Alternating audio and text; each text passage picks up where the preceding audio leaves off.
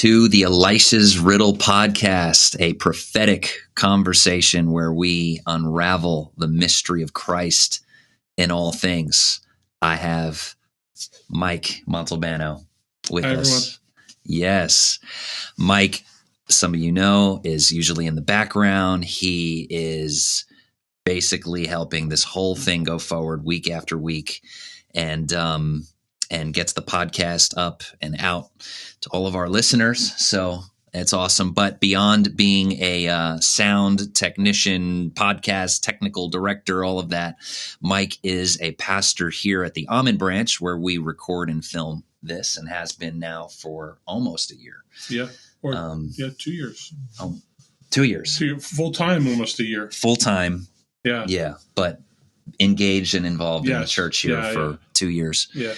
And Mike has become a good friend, and he has just shared a couple really inspiring, awesome thoughts in the conversation we're going to focus on today, which has to do with the political realm. Mike is also a contributor to our Elisha's Riddle magazine, and he's been coming out with some articles that kind of address a little bit of the way that we navigate as believers the political conversation. And before I have him share today, I just want to catch people up a little bit on this unfolding prophetic word that we kind of been addressing for the past number of weeks. But since we've started this podcast, and typically Mike is in the background as Dylan and I are talking. Dylan is off for the week and will be back with us shortly. But as we do this podcast week after week, God has been bringing us a really strong word of both encouragement, but somewhat warning as well. And, you know, we've talked about this whole thing of shaking and God birthing a new expression of the faith of Christianity, and just affirming that there's some amazing times ahead of us.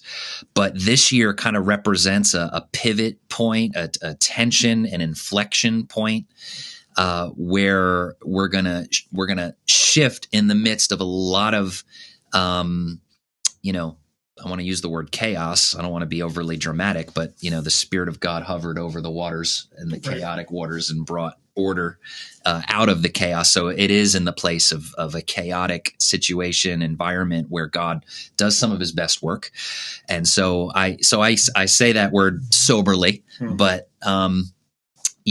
there's just, God is speaking about some increased tensions. We have these, already these protests going on now, hitting some more colleges, more campuses, and it hasn't even hit the summer yet. Usually summertime is when those things. It's going to be a hot summer. It's going to be a hot summer. So we're just hitting spring, and already there's societal unrest. They just released a movie called Civil War. Right. I don't know if you saw that. I didn't see I didn't see it. So I don't know if I want to see it, because I've heard it's graphic and difficult to watch.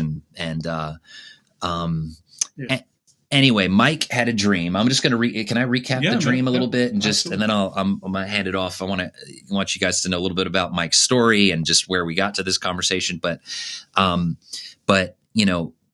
the beginning of the year, we recorded our first podcast of 2024. Dylan and I, we talked about the release of our book, The Snow Globe, and this idea of God shaking the globe, shaking the earth in order to reveal righteousness, in order to enhance justice and peace on the earth. That's what the snow represents. But you got to shake up a snow globe to see the snow. And in the same way, God will allow the nations of the world, our nation, to get shaken up at times, but with a purpose, with a divine, good purpose. And that shaking is going to hit multiple areas. And we had something happen that day where I was talking with someone, and there was I've told this story a few times now about an earthquake that happened with a friend we were randomly texting with in California. And right after we gave this word about a shaking that same day, and then, of course, we had an earthquake on the East Coast, and I was in this very room when the earthquake happened. And so God has been confirming this word of shaking in, significant ways. But that same day we did our first podcast of 2024, Mike had a dream, and we didn't share it at first, but then later on we did. It was a dream about snakes, and there were these different snakes coming from the left and the right side of his view in the dream. And as they were coming together, they were attacking each other, and it turned into this all out brawl. This kind of tornado came forth of just the left and the right snakes. Snake-nado. It was Snake-nado. Not Sharknado. It's yes. Snake-nado. All right. So you've heard of Sharknado? Should that be the title for today's podcast? But now we got Snake-nado in the house. So, okay. So there was this eruption that happened, but then a hand came from above. A figure came walking down. Okay. Yeah, you saw a whole person, or was it? I didn't see a head. I just saw like a torso down. Okay. But they came and just, and I forget what it was, but they just put it out. Okay. It's like a ball of fire. Fire. Yeah. It was right. and it was dropped into this tornado of chaos.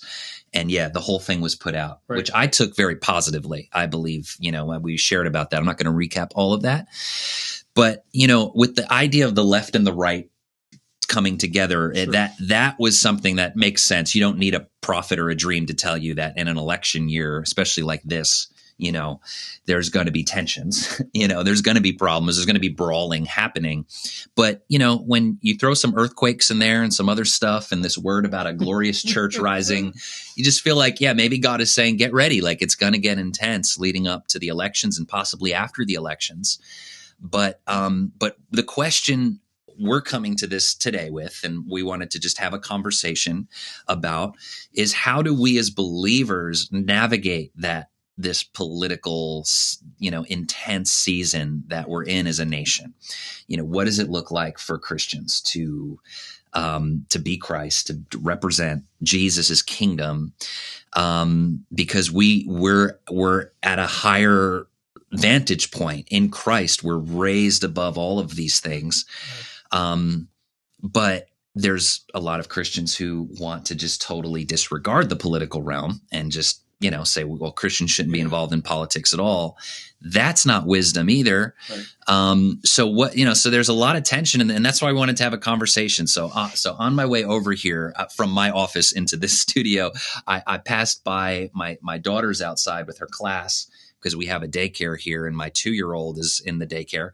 So her toddler class was out on the playground right outside of this studio. And it's a beautiful day outside. And I'm just looking at all of these toddlers bumping into each other and playing and showing on the slide and totally oblivious of each other's feelings and taking water bottles from each other, sippy cups. And I just smiled on my way over here as I stopped and got to, spy on my daughter, which I will do on occasion when I see her around.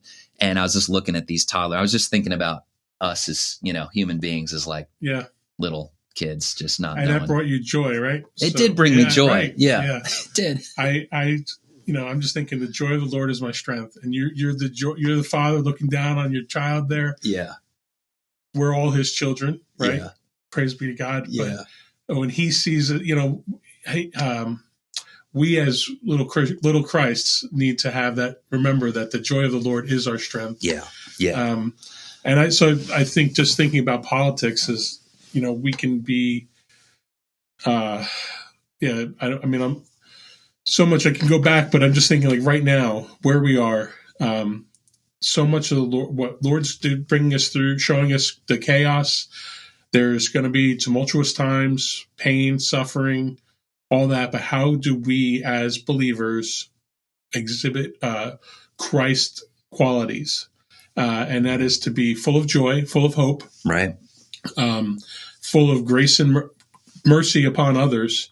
And so that's really kind of what I'm probably jumping ahead here, but no, it's good. That's what kind of led me to write my most recent series, and it's the Shema as a political manifesto. Yeah. And going back to I think our earlier discussions about, you had given me, like said, that'd be a great series to write, but it was about, I had said, separating the individual, like speaking of someone who's struggling something or someone that you disagree with, and they might have taken on a mindset of the world that someone somehow got into them but separating them from the activists, the political activists that they might themselves be, or that are informing your perception of them.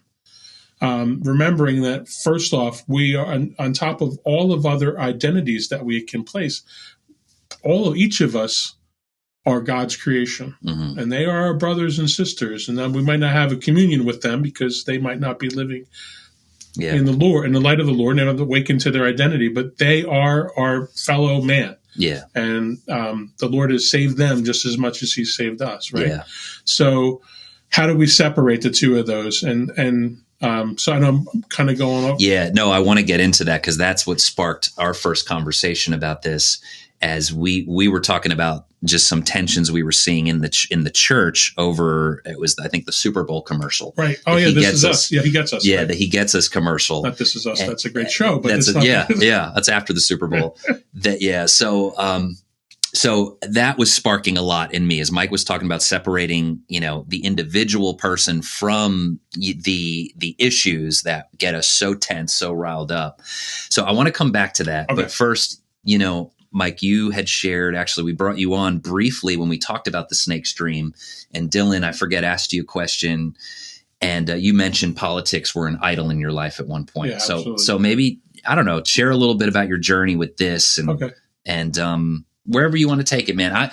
My hope today is just that this blesses you guys. The conversation. Yeah, we're not experts by any means on this issue. We're toddlers too, in a way, under the eyes of our dad. And so when we invite feedback from people, write to us, reach out.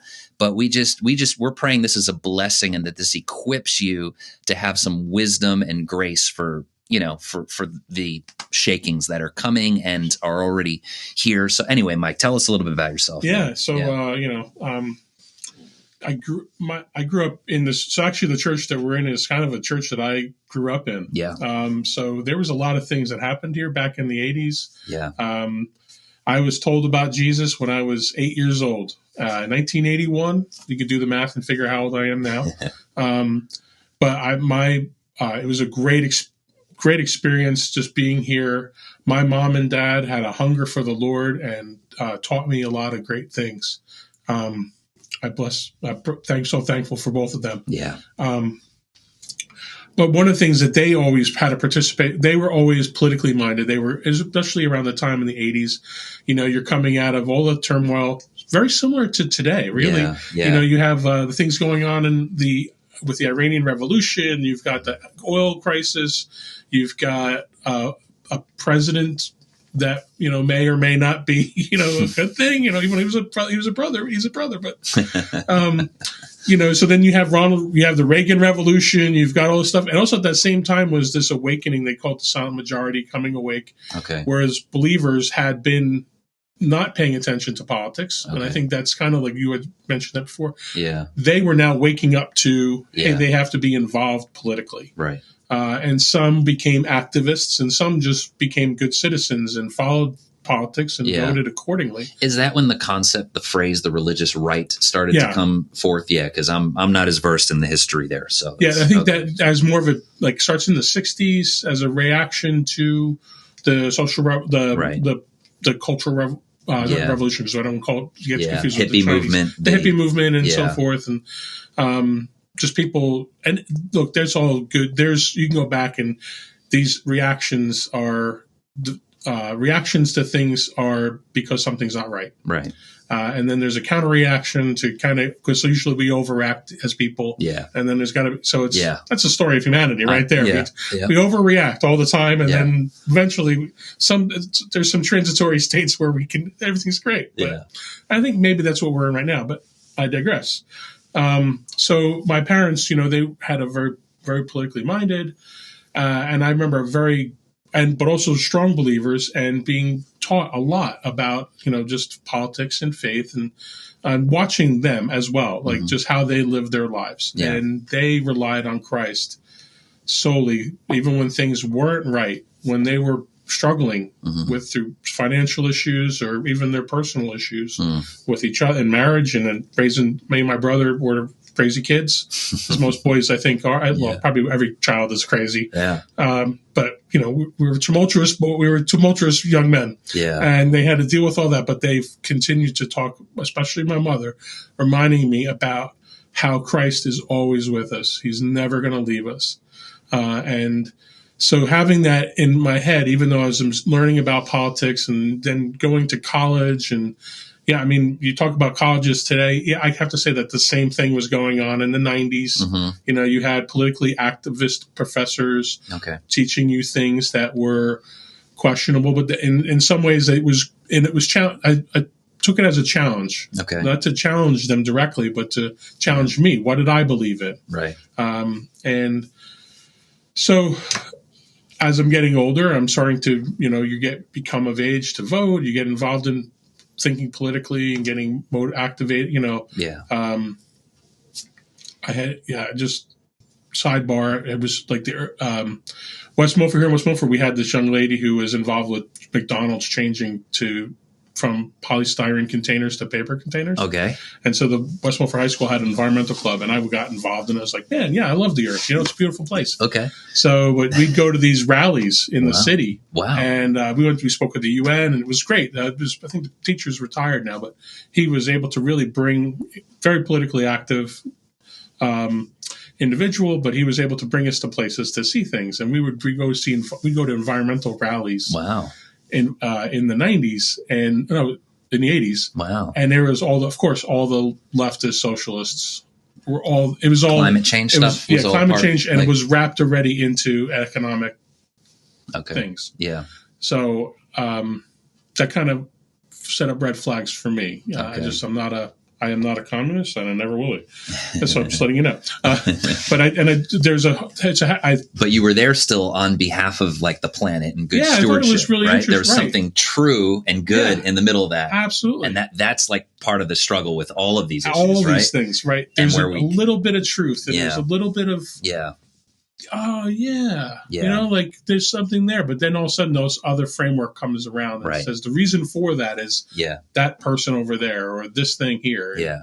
Right. So that gets you politically, looking for those things. And so politically minded, go to work, go to college, go to grad school. I prior was an archivist, a librarian. So that world is, you talk about politically left right now. They're struggling with all the literature, and there's a whole debate over censorship and book censorship, the stuff that's going on.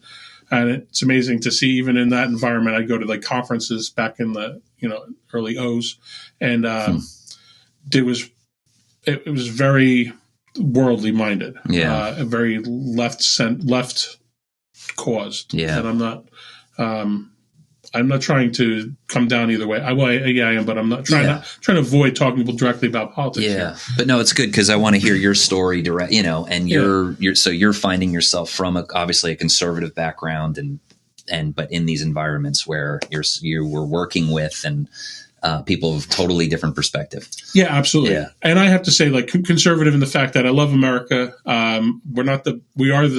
We've been very blessed as a country. Yeah. But we're not going to get it always right. Yeah. Like, we have our faults, but I think everybody does. But we are a blessed country regardless. Yeah. And things that would continue the greatest prosperity for all, rather than taking away from some to give to others, that's not the solution. So that's a way I would say I'm conservative. Okay. But in a way, I think that we need to, there's some changes beyond that too. And that's beyond the topic of our discussion this morning. Yeah. But just say that not libertarian either, because I think that there is a social cohesion that we need. We are bound in love, should be in love to one another. Yeah.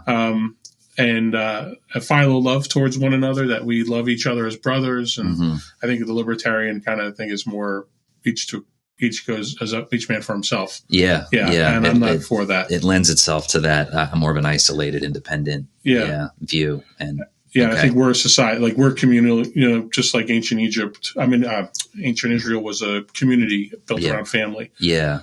Again, I digress. So, I'm in that environment, and I see things that are kind of like that aren't sitting right with me as a believer too. Okay. But I started to really get drawn into the political, like consuming all political content, political getting caught up into that to the sake of my walk with the Lord. So that's how it became an idol for me. Okay. Meaning that you're waking up, you're going through your day, and your focus, your mind and attention is more on the latest thing than Jesus, his heart, his king, his presence. Right. Okay. Yeah. Instead of going, Holy Spirit, show me today. Okay. Show me who I can be a blessing to. Right. It's now, it changes your mindset to how can you, what's the critical thing to focus on and to really get to the reason for, not from a healthy perspective, but from you could see to own the libs is one thing that, especially during like the COVID thing, everybody got politically inflamed. Yeah. There's, everything became political. Yeah. Did you get vaccinated? That's a political statement. If you got vaccinated, it's a political statement. If you're wearing a mask, if you did this, all this, everything becomes political. Yeah. And politics does have a rightful place, but when we make an idol, it's basically we're taking even good things and we're moving them out of where the focus is supposed to be. Right. Which is at the heart of your article when you talked about the Shema. Right. And I don't want to rush into that. Yeah. If you that's finish a great your thought, time to talk. Yeah. That's a great transition. Thank you. I appreciate that because I don't know where I was going on that. Yeah. All right. But right there is, I'll say this though, just a little backtrack. You could see people getting very angsty, myself included, about all these things. Yeah. And I think that the Lord is using all these tumultuous things including Joe Biden and Donald Trump and all the rest, to cause Christians to say, stop and focus on me. And he's got it all. He's where we should go first. Yeah.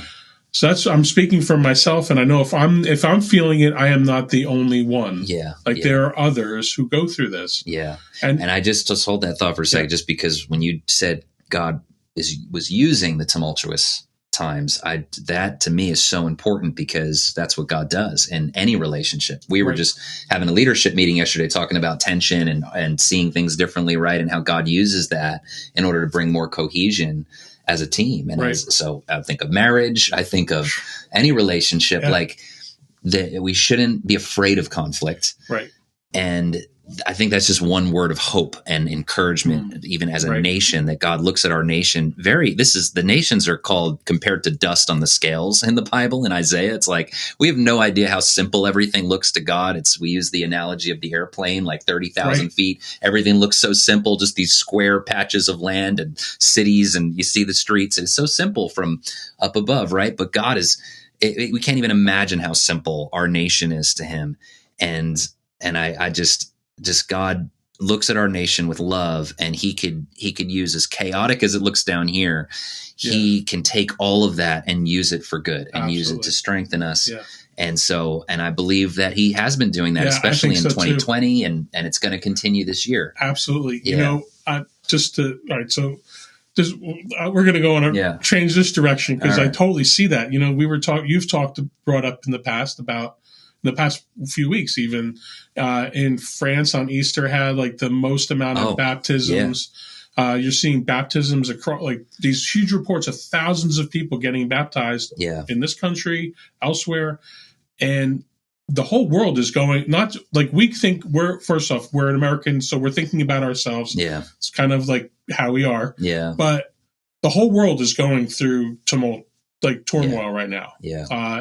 And so, in this, God is calling people to himself, calling people back to himself, and changing hearts and minds. And even, I think so much of this stuff with the communion table, bringing the vision that you guys are sharing. I'm full of hope, man. Yeah. I think that this is, it's going to get rocky. It's going to be on a plane, you're going to your destination. Yeah. You hope it's not the final one, but sometimes you get that bumpy ride, but you're going to get there. It's going to be all good. Yeah. But that's good.